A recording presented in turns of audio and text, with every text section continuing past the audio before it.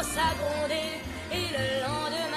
Alors les deux femmes en question, il faut peut-être les citer. Bien sûr, Germaine Tillon et Geneviève de Gaulle-Antonios, qui étaient toutes deux femmes extraordinaires, deux résistantes, toutes deux déportées à Ravensbrück, qui s'aimaient d'ailleurs comme deux sœurs.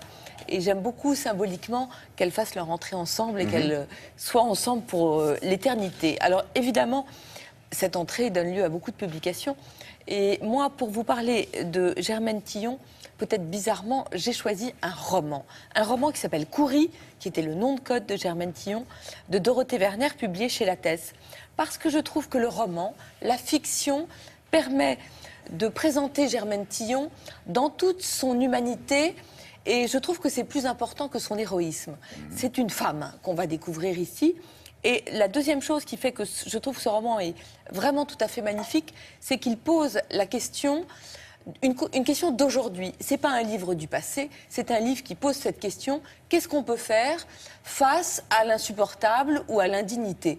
Parce que finalement, c'est ça qui a habiter la vie de Germaine Tillon. Alors Germaine Tillon, elle était née en 1907, c'est une ethnologue, elle avait vraiment une longueur d'avance, elle a été faire des missions en Algérie, à l'époque pour une femme ça se faisait pas beaucoup.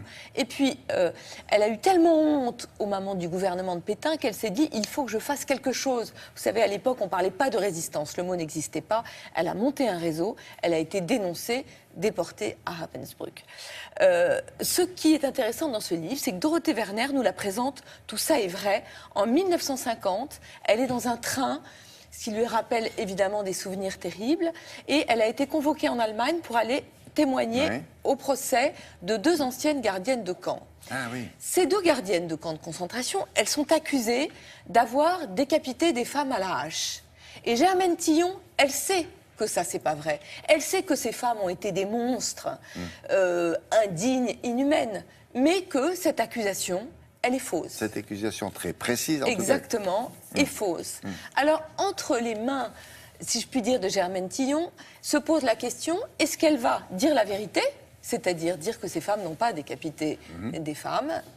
Pour autant, c'était des bourreaux. Que c'était des bourreaux. Mais le fait de dire la vérité va les sauver. Donc en fait, elle a la possibilité soit de les sauver, soit de les condamner à mort. Et pendant tout l'espace, du coup, de ce trajet en train, elle va se poser les questions qui ont habité toute sa vie, qui sont comment est-ce qu'on peut survivre, pourquoi est-ce qu'elle a survécu elle. Alors elle dit c'est très beau, elle dit c'est le hasard, c'est la colère et c'est la fraternité. Est-ce qu'on peut pardonner ? Est-ce qu'on peut pardonner, exactement? Est-ce qu'il faut pardonner? Comment cette monstruosité a été possible de la déportation? Et une autre question terrible, qui est que déjà, il y a eu des procès qui ont eu lieu en 1950, et pourquoi ces procès ont eu lieu dans un silence assourdissant et dans une indifférence terrible? Et ce que j'aime beaucoup, c'est que pour répondre à toutes ces questions philosophiques, Germaine Tillon, toute sa vie, elle a témoigné. Déjà, quand elle est en camp de concentration, vous savez, elle notait tout. Au travers de recettes de cuisine, elle notait les noms des bourreaux pour ne rien oublier. Et toute sa vie, on peut le résumer, elle disait « justice camarade », elle a voulu témoigner de ce qu'elle avait vécu et de la vérité au plus près. C'est vraiment un livre extraordinaire qui est écrit, mais magnifiquement. Alors évidemment, on ne peut pas révéler ça, mais j'ai envie de vous poser la question, mais je ne vous la poserai pas. Non. Pour savoir ce qu'elle a dit à ce procès, évidemment, on a envie de savoir. Il faut se précipiter pour lire Coury, parce que c'est vraiment un livre qui pose la question de l'humanité, de l'homme, qui nous intéresse tous, et qui est écrit dans une langue sublime. Allez, un mot sur Geneviève de Gaulle-Antonios. Alors voilà, et Germaine Tillon. Alors ça, c'est la partie historique. Il y a des dialogues entre ces deux femmes qui ont été initiés par la fille de Geneviève de Gaulle-Antonios.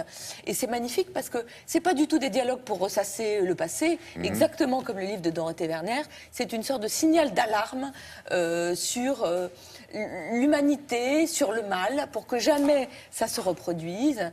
C'est très très beau. Moi, je trouve que ce qui est extraordinaire, c'est la sororité qui unit ces femmes à jamais. Et tout ça sous l'auspice d'une phrase de Bernanos, « L'honneur est un instinct comme l'amour ». J'adore cette phrase. C'est chez Plomb. Voilà, on parle beaucoup en ce moment des programmes, des élèves, la réforme des programmes de l'éducation nationale. Eh bien voilà, tous les jeunes gens de votre entourage, vous leur faites lire Coury et les dialogues de Geneviève de Gaulle-Antonios et Germaine Tillon.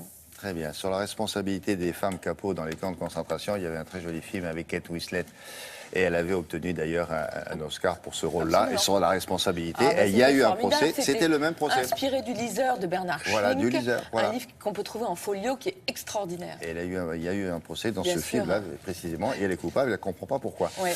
Merci beaucoup. Allez,